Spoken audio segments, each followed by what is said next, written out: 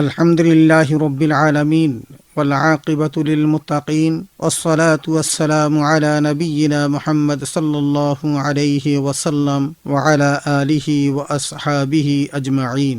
আম্মা বা'দ। আসসালামু আলাইকুম ওয়া রাহমাতুল্লাহি ওয়া বারাকাতুহু। আপনাদের সকলকে জানাচ্ছি আন্তরিক শুভেচ্ছা ও মোবারকবাদ। আমাদের আজকের আলোচনার বিষয় আনুগত্য ও সংহতি প্রতিষ্ঠায় সাহাবায়ে কেরাম। আল্লাহ জাল্লা শানুহু এই পৃথিবীতে অসংখ্য নবী ও রাসূল পাঠিয়েছেন। হযরত আদম আলাইহিস সালাতু ওয়াসসালাম থেকে শুরু করে প্রিয় নবী মুহাম্মদুর রাসূলুল্লাহ সাল্লাল্লাহু আলাইহি ওয়াসাল্লাম পর্যন্ত আল্লাহ তাআলা 1,02,24,000 পয়গম্বর পৃথিবীতে পাঠিয়েছেন। এই সকল নবী এবং রাসূলদের মধ্যে সর্বশ্রেষ্ঠ নবী এবং রাসূল হলেন মুহাম্মদুর রাসূলুল্লাহ সাল্লাল্লাহু আলাইহি ওয়াসাল্লাম। আল্লাহ রাব্বুল আলামিন তার ধর্ম দ্বীনকে প্রতিষ্ঠা করার জন্য যুগে যুগে সকল নবী রাসূলকে পাঠিয়েছিলেন, কিন্তু এই ইসলামের সর্বোপরি প্রতিষ্ঠা যার মাধ্যমে লাভ হয়েছে তিনি হলেন মুহাম্মদুর রাসূলুল্লাহ সাল্লাল্লাহু আলাইহি ওয়াসাল্লাম। এই জন্য আল্লাহ জাল্লা শানুহু তার পবিত্র কোরআনে হাকিমে এই ধর্মের মূল ভিত্তি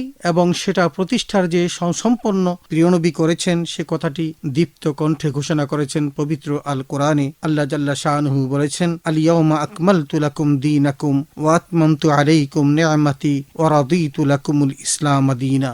আজ আমি তোমাদের জন্য আমার দ্বীনকে পরিপূর্ণ করলাম, আমি ইসলামকে সন্তুষ্ট চিত্তে গ্রহণ করলাম এবং আমার সকল নেয়ামতগুলো আমি তোমাদের জন্য পরিপূর্ণ করে দিলাম। প্রিয় নবী মুহাম্মদুর রাসূলুল্লাহ সাল্লাল্লাহু আলাইহি ওয়াসাল্লাম তার নবুয়তি জিন্দেগির 40 বছর বয়সে যখন পবিত্র আল কোরআন লাভ করলেন, তারপর থেকেই তিনি দ্বীনের খেদমতে মানুষের কাছে ইসলামকে প্রচার করতে শুরু করলেন। তার নিরবচ্ছিন্ন এই প্রচার 3 বছর গোপনে গোপনে চলছিল। তারপর আস্তে আস্তে তিনি প্রকাশ্যে দাওয়াত দিতে শুরু করলেন, আর মক্কার মুসলমানরা আস্তে আস্তে রাসূল আকরাম সাল্লাল্লাহু আলাইহি ওয়াসাল্লামের ছায়াতলে এসে আশ্রয় গ্রহণ করলো।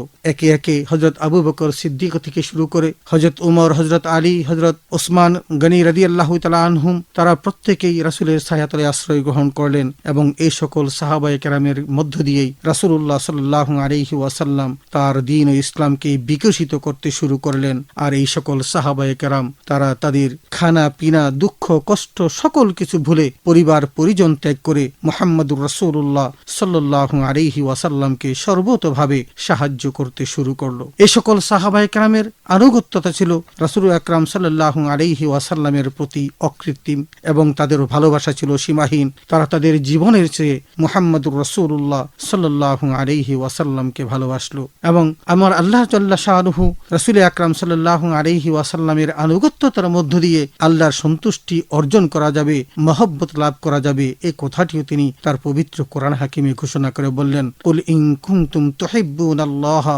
ফাত্তাবিউনি ইউহিব্বুকুমুল্লাহ ওয়া ইয়াগফির লাকুম যুনুবাকুম আল্লাহু গফুরুর রহিম। আল্লাহ জানিয়ে দিলেন, হে নবী আপনি বলুন, যদি তোমরা আল্লাহর ভালোবাসা পেতে চাও তাহলে মুহাম্মদুর রাসূলুল্লাহ সাল্লাল্লাহু আলাইহি ওয়াসাল্লামের আনুগত্যতা করো। এই কথাগুলোর প্রতি বিশ্বাস স্থাপন করেই তৎকালীন সেই সাহাবায়ে কেরাম নিজেদের জীবনকে তুচ্ছ করে মুহাম্মদুর রাসূলুল্লাহ সাল্লাল্লাহু আলাইহি ওয়াসাল্লামের ভালোবাসায় উদ্দীপ্ত হয়ে তারা ইসলামের জন্য জীবনটাকে পর্যন্ত বিলিয়ে দিয়েছেন। তারা তাদের জীবনের মায়া তুচ্ছ করে মুহাম্মদুর রাসূলুল্লাহ সাল্লাল্লাহু আলাইহি ওয়াসাল্লামের খেদমতে নিবেদিত হয়েছেন। তারা কোনো দিকে তাকাননি, শুধু রাসূল কি বলেন আর কি করতে বলেন সেটাই তারা অকাতরে পালন করেছেন। অনুগত্য ও সংহতি প্রকাশ ইসলামের দুটি বুনিয়াদী বিষয়। ভালো কাজের আনুগত্য করা আর মহৎ কাজের সাথে সংহতি প্রকাশ করা পবিত্র ইসলামের নির্দেশ। বিশ্ব মানবতার মুক্তিদূত, দুজাহানের সরদার প্রিয় নবী মুহাম্মদুর রাসূলুল্লাহ সাল্লাল্লাহু আলাইহি ওয়াসাল্লাম ছিলেন বিশ্ব মানবতার আদর্শ।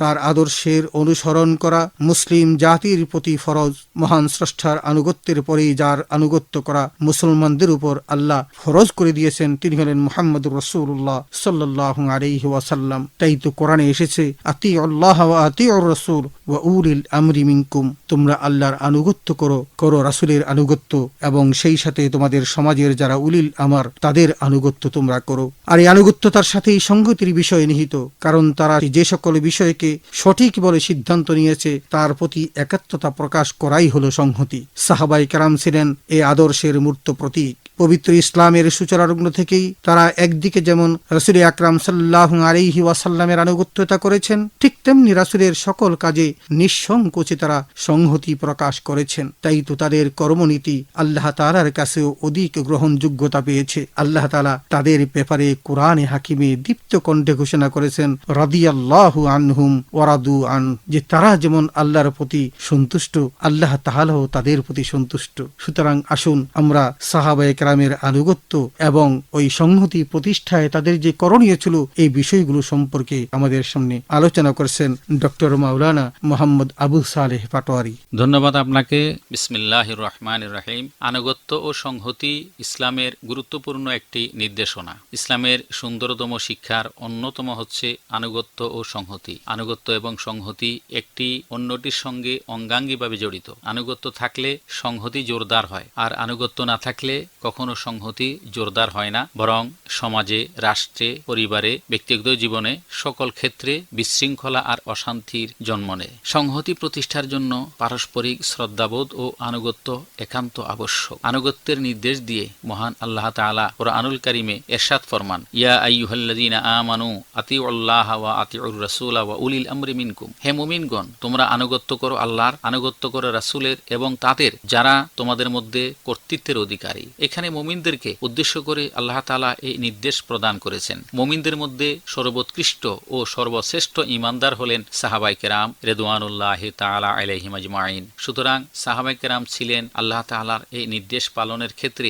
তথা আনুগত্যের ক্ষেত্রে আদর্শ স্বরূপ। আল্লাহ তাঁর রাসূলের প্রতি তাদের আনুগত্য ছিল প্রশ্নাতীত। আল্লাহ সুবহানাহু ওয়া তাআলা এবং রাসূলুল্লাহ সাল্লাল্লাহু আলাইহি ওয়াসাল্লামের সকল নির্দেশ তারা বিনা বাক্যে পালন করেছেন এবং সকল ক্ষেত্রে আল্লাহ এবং আল্লাহ রাসূলের আনুগত্য করেছেন। জাগতিক বিষয়েও তাদের পারস্পরিক শ্রদ্ধাবোধ ও আনুগত্য ছিল অনুকরণীয়। সাহাবায়ে কেরাম ইসলামের বিধিবিধানকে সামনে রেখে আনুগত্যের চরম পরাকাষ্ঠা প্রদর্শন করে ঐক্য ও সংহতির যে দৃষ্টান্ত রেখে গেছেন তা আমাদের জন্য আজীবন দৃষ্টান্ত ও শিক্ষণীয় হয়ে থাকবে। কিয়ামত পর্যন্ত এ শিক্ষা আমাদের জন্য অবশ্য করণীয় এবং পালনীয় হিসেবে থাকবে, কারণ সাহাবায়ে কেরামের চেয়ে সুন্দর, ভালো, আনুগত্যশীল এবং সংহতি সম্পন্ন মানুষ পৃথিবীতে আর কখনো আসবেন না। তারাই আমাদের ইক্তাদা, মুক্তাদা, তারাই আমাদের মুক্তাদা এবং পেশোয়া, আমাদের অনুকরণীয় দৃষ্টান্ত। রাসূলুল্লাহ সাল্লাল্লাহু আলাইহি ওয়াসাল্লাম ইরশাদ করেন, ইসমাউ ওয়া আতিউ ওয়া ইন উসতুমিলা আলাইকুম আবদুন হাবাশিয়ুন কাআন্না রাসাহু যাবিবাতুন, রাওয়াহুল বুখারী।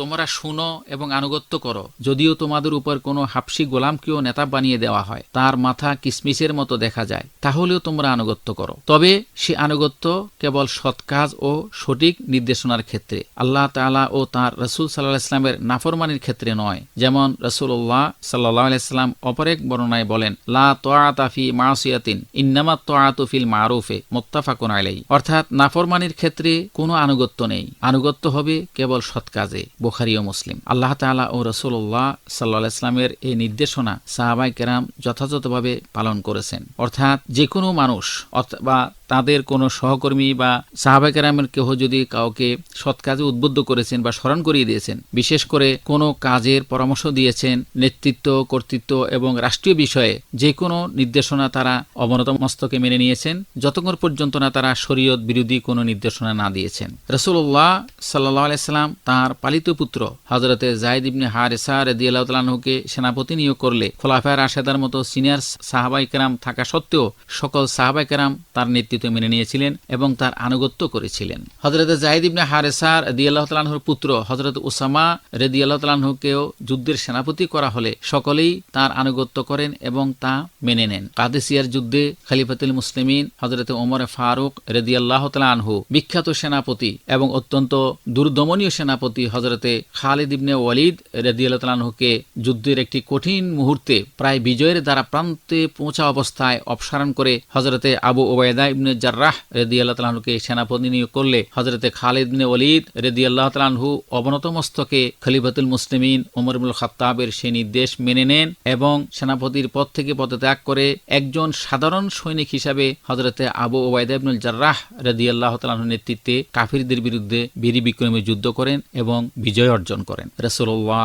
সাল্লাল্লাহু আলাইহি ওয়াসাল্লামের ইন্তেকালের পর সাহাবায়ে কেরাম সকলেই হযরতে আবু বকর সিদ্দিক রাদিয়াল্লাহু তাআলা আনহুকে খলিফা মনোনীত করে তার তার প্রতি প্রশ্নাতীত এবং অসামান্য আনুগত্য প্রদর্শন করে শিশু ইসলামী রাষ্ট্রের সংহতিকে যেভাবে জোরদার করে ইসলামের অগ্রযাত্রাকে অব্যাহত রেখেছিলেন তা আজও পৃথিবীর সকল স্তরের সকল ধর্ম বর্ণের মানুষের জন্য অনুকরণীয় দৃষ্টান্ত হিসাবে থাকবে কিয়ামত পর্যন্ত।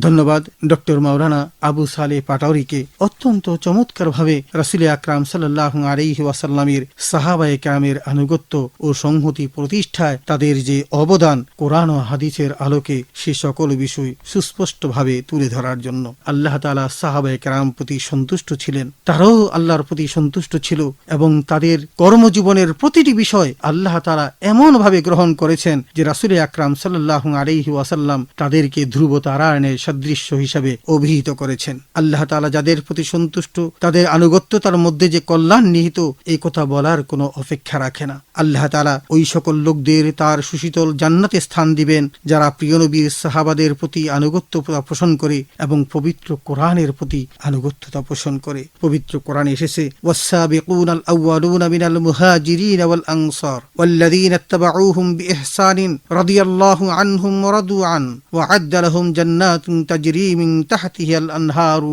খালিদিনা ফিহা আবাদা যালিকাল ফাওজুল আযীম। মুহাজির ও আনসারদের মধ্যে যারা প্রথম অগ্রগামী এবং যারা নিষ্ঠার সাথে তাদের অনুসরণ করে আল্লাহ তাআলা তাদের প্রতি সন্তুষ্ট এবং তারাও আল্লাহ তাআলার প্রতি সন্তুষ্ট এবং তিনি তাদের জন্য প্রস্তুত করেছেন জান্নাত যার নিম্নদেশে নহর সমূহ প্রবাহিত যেখানে তারা অনাদি অনন্তকাল অবস্থান করবে। এটা মহা সাফল্য। সাহাবায়ে কেরামের জীবনাদর্শ পর্যালোচনা করলেও দেখা যায় তাদের মধ্যে পরস্পরের প্রতি আনুগত্যতা যেমন ছিল তেমনি পরস্পরের প্রতি সংহতি ও ছিল সীমাহীন। তারা ছিল সীসাঢালা প্রাচীরের মতো। তাদের এই উত্তম গুণটি মহান আল্লাহ তাআলা পবিত্র কোরআনে তুলে ধরে তাদের মর্যাদাকে আরো বৃদ্ধি করেছেন। পবিত্র কোরআনের সূরা ফাতহার 29 নম্বর আয়াতে আল্লাহ তাআলা বলেন মুহাম্মাদুর রাসূলুল্লাহ ওয়াল্লাযীনা মাআহু আশিদ্দাউ আলাল কুফফারি রুহামাউ বাইনাহুম। মুহাম্মদ সাল্লাল্লাহু আলাইহি ওয়াসাল্লাম আল্লাহর রাসূল এবং তার সহচরবৃন্দ কাফেরদের প্রতি কঠোর আর নিজেদের পরস্পরের প্রতি সহানুভূতিশীল। সে কারণেই